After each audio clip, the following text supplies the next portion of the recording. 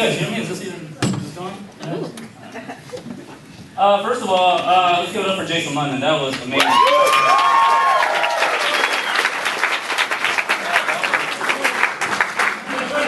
That was hard to watch back there, actually, because I'm really nervous. I was hoping he'd bomb. Way to go, Jason. So, I know it looks kind of stupid right now because I'm wearing a hoodie and it's hot as fuck, but I saw my outfit and I'm muffin topping like a motherfucker, so... That's really bad. So, yeah. I'm in that horrible stage, too, where I'm, like, in between fat, you know? Like, I'm too fat to get laid, but like not fat enough to be on The Biggest Loser. And it's easier to go north, so I have both. So, goddamn. Yeah. No, man, I've been trying to lose some weight.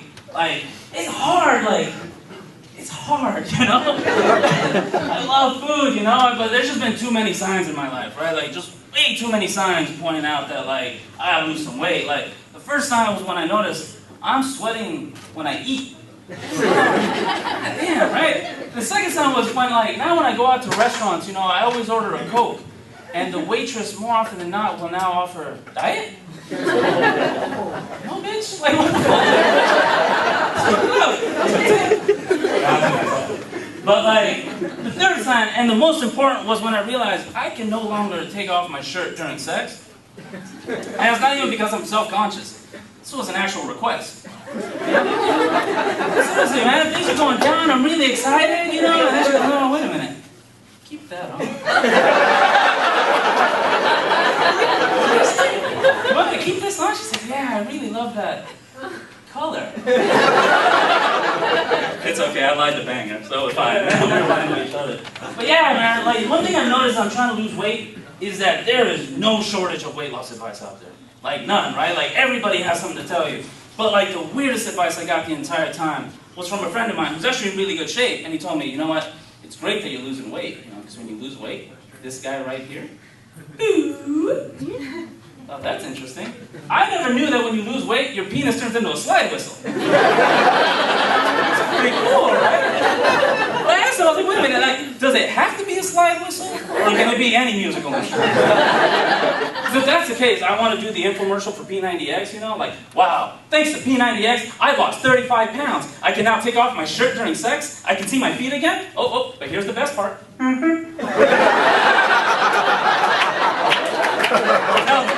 that wouldn't be fun, man. I want a clown-born penis, you know? A man here would have a tuba. Yeah, I just think a clown-born penis would be so much fun, right? Like, I'd be at home just doing stupid shit, like, I'm sitting there watching TV, you know, and all of a sudden the cat comes and sits on my lap, you know? And I'm just kind of stroking the cat, just having some fun. And just out of the blue, the cat runs off into the terrible. It'd be great, you know? It'd be the first time in my life that my penis actually scared a pussy. Screw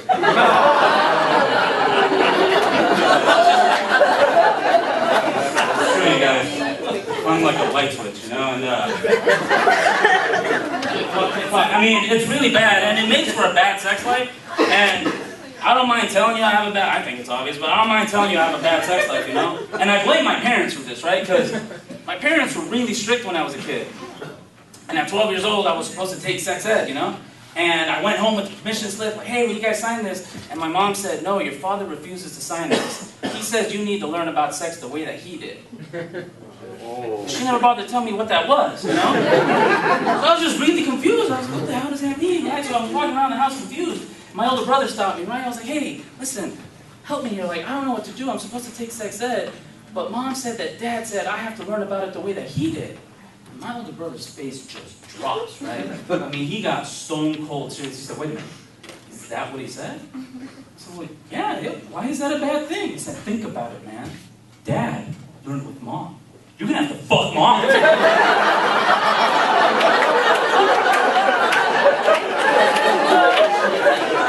kidding me?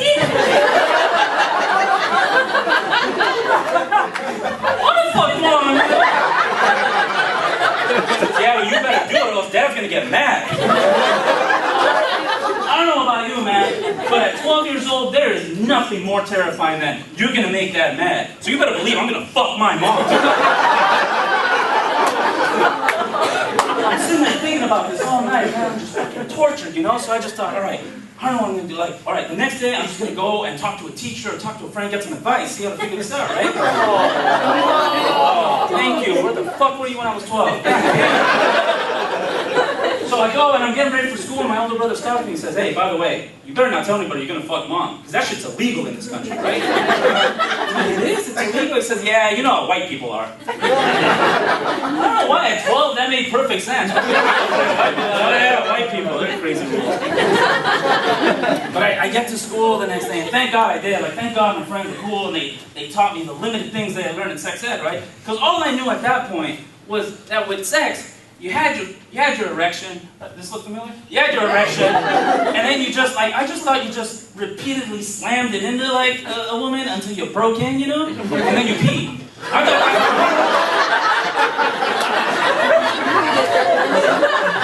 would have been surprised.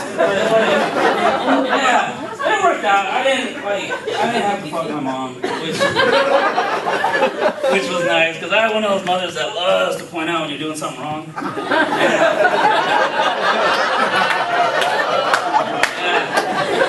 I had an earful, man. But yeah, so that's what's going on with that. So thank you guys for letting me share that. By the way, I heard, I was really nervous about coming out here tonight, because when Tony told me about the show, he said, you know, it's a lot of frats and sororities and shit, right? So I was trying to work my material around younger people, but then I looked in the audience, there's a lot of old people in the audience. Like either you guys have a case of the Benjamin Buttons, or some of you are aging terribly. It's embarrassing. Let me see a little bit about myself. I'm not gay. I feel I need to put that out there because, I get it a lot, and I understand why, because I'm pretty fruity with certain things, right? But, one of my closest friends, the guy that came up and did all the one-liners, right? I've known him for a year. And last week, he's giving me a ride home, you know, and we're talking, and he says, hey, man, what's the deal with your friend Megan, dude? She's really hot. I was like, oh, yeah, no, dude, Megan is gorgeous, man, but I'm sorry, dude, she has a boyfriend. He says, oh, that's too bad. I said, no, but I see what you see, man. I mean, because that is a stunning woman, right? He says, yeah, see? That's coming from you. Yeah. I was like, wait, what do you mean, that's coming from me, right? He says, well, you know, because you're gay. I'm not gay, you know? So, I told him I'm not gay, and he felt so bad, right? He's just like, oh my God, I'm so sorry. I didn't, you know, I just thought, I understand it because I get it so much, but I think a real straight man's reaction would be punch him in the face or something, right? And I didn't do that. And what scared me was my instinct, my natural instinct took over. And I wanted to make him feel better, so I reached over and started rubbing his leg. Fine. And I blew him. So that was... I was sending out a mixed signal, you know? Just a little bit. Yeah, so as long as I'm talking about it, actually, when it happened, it's so bad.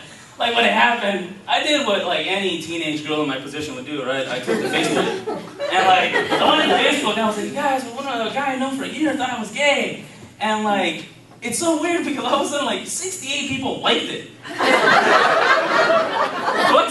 do you like that? You know, it was weird. And what I noticed too is there are those people on Facebook. I love Facebook. First of all, I love Facebook. But I hate those people that no matter what you post, every single goddamn status you have. You know what I mean? Hey, I was on the 405, I saw this horrible accident, 4 dead babies. Like it. What the fuck is that? That's horrible, right? And there's just people like that annoy me. But I gotta love Facebook because, as long as I'm sharing, I'm really creepy. I'm incredibly creepy. And you know, it's one of those things you just gotta start owning it, you know? But what I love about Facebook is it's acceptable stalking.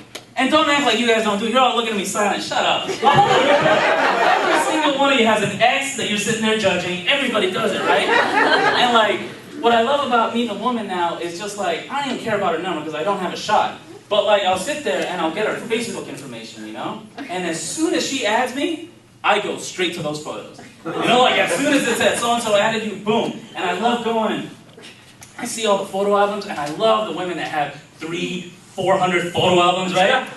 To me, that's Christmas, right? Like, man, which present am I going to open first? Amazing, right? I'm sitting there just scrolling, like, no, I need something good. And boom, what do I see? My vacation in Cancun. 1,200 pictures? Don't mind if I do.